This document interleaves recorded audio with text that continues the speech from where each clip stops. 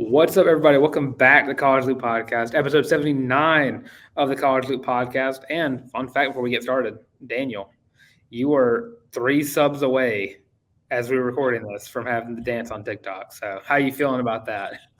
Well, it's something. I still need to figure out what I'm gonna do because it's a question of when, not if. At this point, it could be tomorrow. So Yeah. it'll probably be like Tuesday before I have time to get around to that. But looking forward to it. Yeah, we'll be looking over our intern Colin. So Colin, how you doing, buddy? You're gonna be in charge of looking for the TikTok dance. Yeah, no, I'm good. Hopefully we drop a banger episode so we get those 3 subs and Daniel can get dancing. Well, yeah, and just to get started in the football news, PFF has done the most vile thing they could possibly have done, and that's make a power ranking. And if you know PFF, you know that their rankings are usually just clickbait to get people to click on it. And this one has done just that. So they ranked the SEC teams from, I'm assuming, best to worst, being 14 the worst, which is Vanderbilt. Auburn is better than Vanderbilt. We've gotten that far. But just to run through the first part of the list, Georgia at 1, Bama at 2, LSU at 3, Tennessee at 4. No surprises in the top 4. Arky 5, I don't get. Kentucky at 6, maybe. Florida at 7, South Carolina at 8, 9, Mississippi State. 10 is A&M, 11, Missouri, and 12, Ole Miss, leaving Auburn at the 13 spot, which is the most disrespectful thing I think I've seen from any preseason anything about Auburn. It's worse than the 5 wins from ESPN FBI, in my opinion. The only thing I saw that I think could legitimately rival it is I think it was Big Game Boomer said that it listed programs that were trending up and programs that were trending down, and it had Auburn trending down still, which I don't see how anyone with a pulse could think that, but whatever. And you think you can't trend down after the Harsin era? This is the floor. Last year was the floor for the amount of money that the program has. Yes, and you got to think 5 wins. That is, or I would say 6 wins is the floor for Auburn this season. And Colin, what are your thoughts on the ranking system as it stands? I mean, I think 13 is a little crazy. There's some things all thrown around, but I don't know. Just put it up in the locker room. Give the boys something to get mad about, I guess. And there's plenty to be mad about with all the preseason jabs Auburn has been getting. But yeah, 13th is ridiculous. If I had to rank Auburn, it'd probably be, I'm not going to say too far above 10, maybe 9 or 8 just to start the season off. But I would say Auburn is better than Vanderbilt and Missouri. And with the state of Arkansas right now, they're just KJ Jefferson and a bunch of other dudes and Hogcats on that team. But yeah, and speaking of news that might be bad Auburn news, Peyton Thorne apparently has his number for this upcoming season, and it's not 10. I was really expecting him to wear the Bo Nix 10 this season, but he is going to be rocking the TJ Finley 1, which Colin loves. He loves the 1 jersey. I am a little against it, and Colin, I'm gonna let you be on the side of the 1 for a little bit. I'm gonna let you do that. Yeah, I'm into it. If Peyton Thorne is truly our guy coming in, you gotta let him drip. 1 is drippy. I don't care if it has not a great history here at Auburn. 1 drips, and if we're gonna have this man slinging the rock every Saturday for us, he's gonna have to drip. And so I'm here for 1. And if it's got a bad past, he's making it his own. If he's balling out in it. Well, looking at the history of the number 1 jersey, so the last person to wear the number is, of course, TJ Finley. So already a tough act to follow right there. And then to go before that, Anthony Schwartz, who was okay. He wasn't the best receiver. He never eclipsed over 700 receiving yards, and he had more rushing touchdowns as a wide receiver than he did receiving touchdowns. And then Woody Barrett. Jet sweep play goes crazy. It goes crazy when you run a 4.28 40. It goes crazy when you're a track athlete out there playing with football players. Before Anthony Schwartz, Woody Barrett, which if you know Woody Barrett, he did not finish his career at Auburn. He went to be quarterback at Kent State. Then you have Duke Williams, who was a great receiver before he got kicked off the team. And then It happens. Trevon Reed for, I think, 4 seasons at wide receiver. But as great of a receiver as Trevon Reed was, or as great as a recruiter as Trevon Reed is, and as good as a defender as he was at Auburn and a little bit in the NFL, he was not that great of a wide receiver when he was wearing number 1. I think when I read it, he never really got over 150 receiving yards while at Auburn. And I'm going to check that real quick. He got 164 his redshirt freshman season. So he's got 1 touchdown to his name. And then before that is Brad Lester, who was a running back who, if you go to look at the stats, dude was mid as they come for running backs. And then you finally get to a good guy in 2004 with Devin Aromashodu. So that is almost 20 years of Auburn football where you've not seen a good offensive player wear the number 1 at all. And here comes Peyton Thorne, the transfer from Michigan State, following TJ Finley's footsteps and wearing that number 1 jersey, which I still think he should have went 10. I still think he should have went 10. Think of all the generic number 1 Auburn jerseys that now can be Peyton Thorne jerseys in Jordan Hare. How fun would that be? I bought my cheap little Auburn number 1 jersey, but now it is Peyton Thorne. No NIL money, no $130 jersey. Just my Under Armour $40. Yeah, and defensive-wise, it's pretty good. I mean, Montravius Adams, Donovan Kaufman last year, first couple to come to mind. One's been a solid defensive number. It just has really bad rap on the offensive side of the ball. And if Trevon Reed wore 1 when he played defensive back, I'm sure the number 1 probably wouldn't have as bad as a rap as I have in my brain right now. But yeah, I'm on the fence about it. I'm a big fan of like the weird numbers. Like I never pick number 1 whenever my quarterback on NCAA 14. I pick like 3 or 6, 9, all those numbers. Like Robbie Ashford, I love the 9 jersey. That jersey's sick.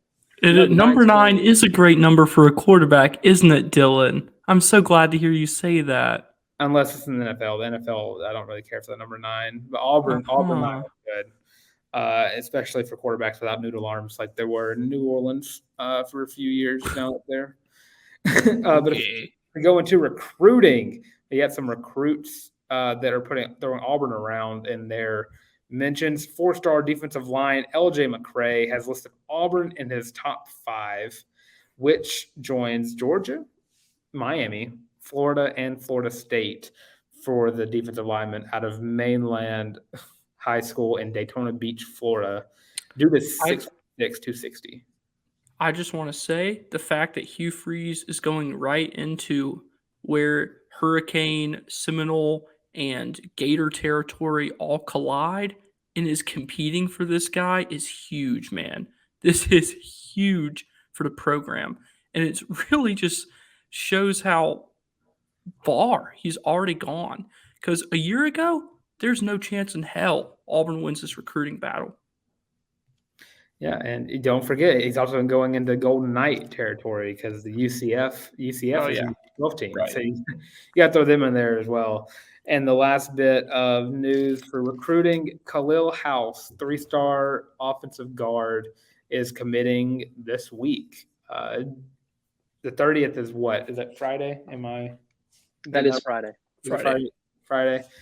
And Kahlil House, big 6'4.5", 300-pound guard. He is ranked the number 51st guard in the class, and he's currently crystal balled to Auburn. So Auburn is the team to beat for the big offensive guard, and I think he'd be the 2nd lineman for the class. I think. Am I remember that correctly? I'm not counting the long snapper. I don't think. Even the 24/7, I'm going to rant just for 2 seconds. Rank long snappers. They're a great position. Yeah, Auburn doesn't have any offensive linemen yet. So he'd be the first offensive lineman for the class of 2024, which is already panning out to be a really, really great class for the Auburn Tigers. And that's all for football, really. I mean, we are dead on in the dead period for football news. But we do have some basketball news in terms of Wendell Green Jr. He didn't get drafted, which I'm pretty sure we all suspected he wasn't going to get drafted, correct? Am I correct in that? Yeah. No one was going to take a shot on the 5'9" guard from Auburn. The They will take a shot at the Hornets are going to take shots as well at the number 2 spot because I definitely think they should have went Scoot there. But yeah, Wendell Green will be playing for the Cleveland Cavaliers in the Summer League, and hopefully a big shot for him. I'm pretty following the footsteps of Sharif Cooper, who he's part of the Cleveland Cavaliers, right? He plays for their G League team. Sure does. Mm-hmm. Yeah. So you could see a nice little Cleveland Cavaliers G League team ran by both Sharif Cooper and Wendell Green, which that's going to be a lot of fun to watch. A lot of I would shots. for sure go catch that game in Birmingham. Oh, for sure. And I'm going to talk about this news for a little bit. Scoot Henderson, big G League Ignite guard. Was he a guard or forward? Was he a guard? I think it was a guard. I believe guard. Yeah, he came out and announced. I don't know why people keep doing this. Jalen Green did the same thing. If he would have went to college, he would have went to Auburn. There could have been a Jabari Smith, Scoot Henderson, and Walker Kessler team up in 2019 season. 2022 season. That is the most infuriating thing I have ever looked at because that would have been a roster if everything would have panned out perfectly for the Auburn Tigers. Sharif Cooper would have came back for another year. Scoot Henderson would have committed to Auburn. Jabari Smith, JT Thor would be on that roster. Walker Kessler, Jalen Williams, maybe Zeb Jasper, just hypothetical world. Just all those people from that 2022 team that were so pivotal in Auburn making it as far as they did could have helped Auburn move a lot further. And the 2022 team was already great as it was. I don't know why they keep doing this, though. Auburn basketball could have been – I like the memes. It's like it could have been the 1993 Dream Team or whatever, just because all the players that want to come to Auburn but then also want to get the bag from the G League. I get rid of the G League altogether. I'm tired of the G League. It has pissed me off in more ways than one. I told myself I was going to go catch some squadron games, and it still hasn't happened. And yeah. But they keep asking all these guys, like, hey, so if you would have went to college, where would you have gone? And every single one of them want to answer Auburn. And it is the most infuriating thing. It almost hurts as bad as losing that guy at McEachern High School in the greater Atlanta area. It's become an Atlanta or an Auburn hotbed to Rutgers. You know what I'm saying? Yeah. You talking about Dylan Harper, I think is his name? Yeah, I think so. Good Lord. I'm sick and tired of it. But kudos to Wendell Green. I wasn't surprised that he didn't get drafted, but in a way I was kind of rooting for him to get drafted. Just because I think he has a lot of potential for a team, and Daniels isn't a big fan of small guards, but I have a nice place in my heart for small guards, and it's nice to see Auburn. Hey, I do too. Isaiah Thomas in 2017, but beyond that, I mean, your C's don't really give a crap about small guards either because of what they did to Isaiah Thomas in 2018. Well, and just to move on to the Diamond, we have a little bit of more recruiting news going on for Auburn baseball as they pick up and actually flip 2023 catcher Cale Stricklin. He was a Georgia commit until, again, he wasn't. And per Lindsey Crosby, and God bless him because he knows more about baseball than I think anyone on this planet. It says he has a pop time of 1.96 behind the plate, which I had to ask Colin about this. It means whenever they stand up and throw the ball to second base. I'm pretty sure, right? Did I say that right? Yeah, he's popping up quick. Yeah, he's popping up. He's getting the ball out fast. And apparently he has developing right-handed hitter power to the pull side, whatever that means. It's a lot. It means he's hitting the ball over the monster every time. Only bombs. And you're adding, so that's another catcher Auburn is adding to next year's team, and it's another catcher too. One from the transfer portal who's a really good hitter, and got one coming up who's going to be a freshman. Really replacing the Nate LaRue, not catcher, not transfer portal catcher. I'm confusing him with Ike Irish. Ike Irish is a catcher by trade, so Auburn has now recruited a catcher who can hit, and is going to get a catcher who can hit after losing Nate LaRue to the MLB draft. And the good thing is, if Ike Irish doesn't have to spend much, if any, time behind the plate, less chance he jams a finger, which means that batting average can stay high, that slugging percentage can stay high. And then at the same time, like let's say this kid starts playing next year, which is pretty unheard of. Like a lot of times in baseball and softball, you don't see true freshmen start. But if he got time, like play and develop, he'll for sure, if he plays for 4 years, be an MLB prospect, just because that's how it works in the SEC, just because of how good the league is.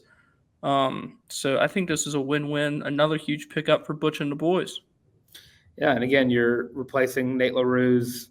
He was great at the end of the season at hitting the ball, but there was a lot of points during the beginning of the season, last season, where if he came into play, you just knew that it was not going to end well for the Auburn Tigers. And a lot of times, I remember watching, every time I watched a game, I swear that Nate LaRue came up in a cold streak, and he was always coming up with 2 outs. And I was like, well, this is the end of the inning right here. But at least he was solid beyond the plate. Yeah, great catcher, very inconsistent hitter, and Auburn's replacing him with Ike Irish, who is as good as he is at hitting the ball. Hopefully, he's going to turn that into like a 20 home run season next year. Knock on wood, wherever that is. There will be an MLB hitting coach who looks at Nate LaRue and thinks like, okay, I can make this swing tolerable for a catcher. Since your catcher doesn't have to be a slugger. Yeah. Your catcher is just meant to just be a 240, 250 guy at best who just does what he does behind the plate. So I think that we will see Nate LaRue get a shot at the next level. Yeah, he's definitely going to get it as a catcher. But looking at, I think, again, another Lindsey Crosby comment. He said he's a right-handed batter who's left-eye dominant. And yes, that makes so much sense in the little knowledge I have about what that means. Just because Nate LaRue it felt like sometimes he couldn't hit the broadside of a barn with a bat. But I definitely think he's going to make make a team very happy whenever they get a catcher who's probably going to be a very solid catcher in the MLB. And I believe they got that. Oh, Daniel, you go ahead. I'll let you take reins on Jackson Sanders. Sure. So Jackson Sanders, both pitcher and outfielder commit in Auburn's 2024 class. He plays at Valley High School in Opelika. Born and raised in Opelika, I believe. Anyway, he is playing in the MLB All-American game on July 7th in Seattle. That's pretty cool. That's just a bunch of top prospects. I don't pay for perfect games, so I can't tell you where exactly he's ranked in this class, but this sounds pretty impressive.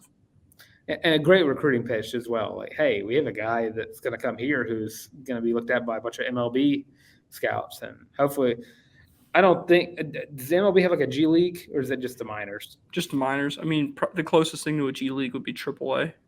All right, just making sure that no one can steal him from us while he's at an MLB All-Star game. So making sure that can't happen. I mean, he could get drafted straight out of high school. Yeah, he could. Don't tell me that, though.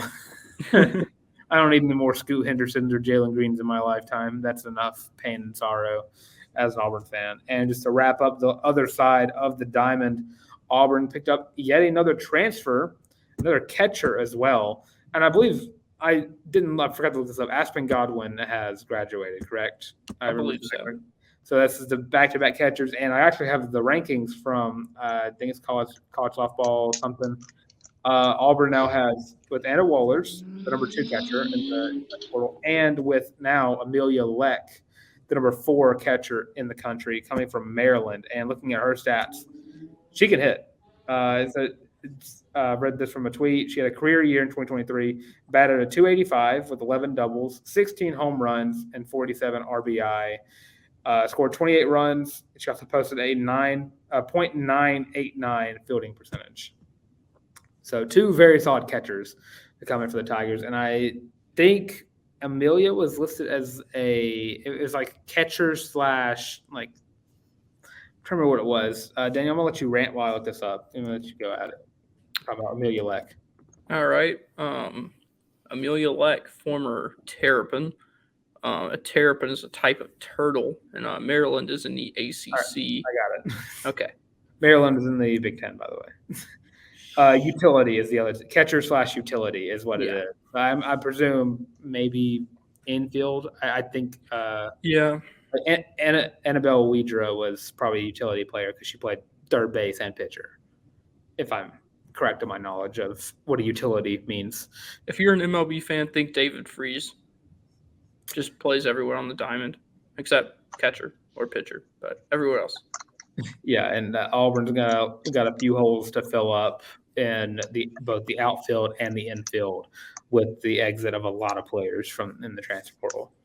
And just to wrap things up with gymnastics, Auburn Gymnastics signed two gymnasts to compete this year, correct? They are 2023.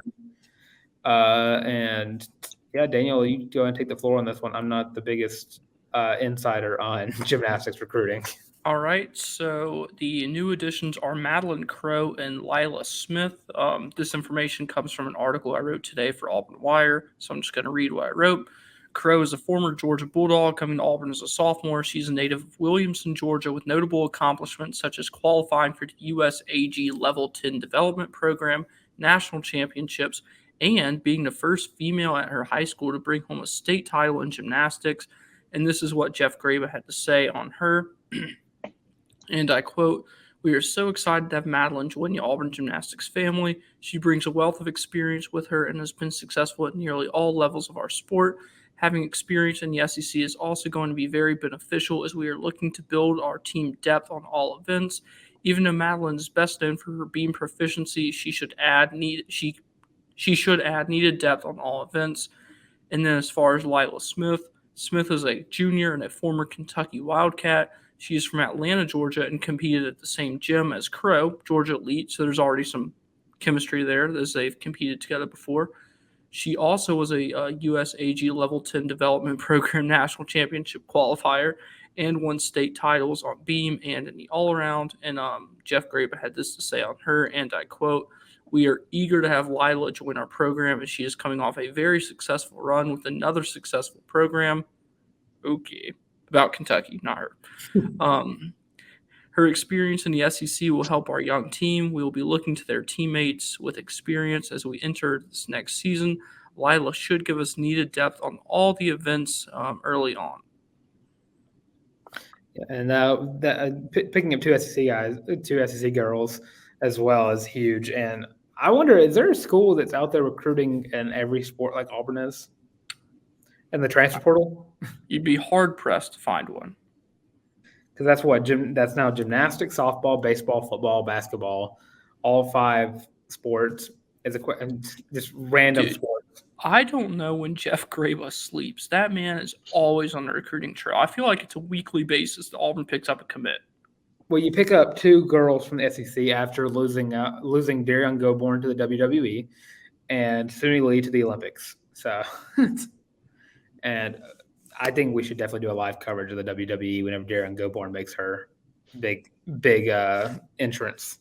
Hey, we can do a collaboration with WWE GL. Yes, I'm very down for that because Darren Goborn might be the only reason I ever watch a WWE match ever in my life. But yeah, 2 big pickups for a team that's missing out on 2 upstanding members of the team from last year, and joining Cassie Stevens, who's returning for another year. That is huge. So Auburn should pretty much stay right where they are in the SEC, when that being one of the top premier teams in the SEC, as they have been for at least since Darren Goborn's been there. I know she was the first national champion in Auburn gymnastics history. So yeah, great news all around for the Auburn Tigers, except for the fact that PFF has Auburn ranked in 13th, and Peyton Thorne may have just cursed himself by wearing the number 1 jersey. So yeah, Colin, I'm going to let you start the run off. Let everybody know where they can love you, find you, and support you. Yeah, you can find me just at my Twitter, at Beyersdorf Colin. That's BEYERSDORF Colin. Colin with 1 L, by the way. Yeah. And Daniel, you got it. You can find me on Twitter at Daniel J. Locke. If you want to see what I've been up to in my personal life, you can get at me on Instagram at the Daniel Locke. Completely up to you. No call to action. You can find my written work at the Auburn Wire. And yeah, it's a great day to be on the College Loop. I gotta go like some of your picks. Well, yeah, I'm Dylan Larck at You Boy the Tank on Twitter. If you're watching, it's just right there. Or you can scroll it down and go click it in the it's not a link, but go click it and copy paste it in the description. And while you're scrolling down there, go ahead and like, comment, and subscribe. If you comment, leave us a question. We'll be glad to answer on the show. And if you subscribe, Daniel has to do a dance on the TikTok. So that's going to be enjoyable for all of us to watch.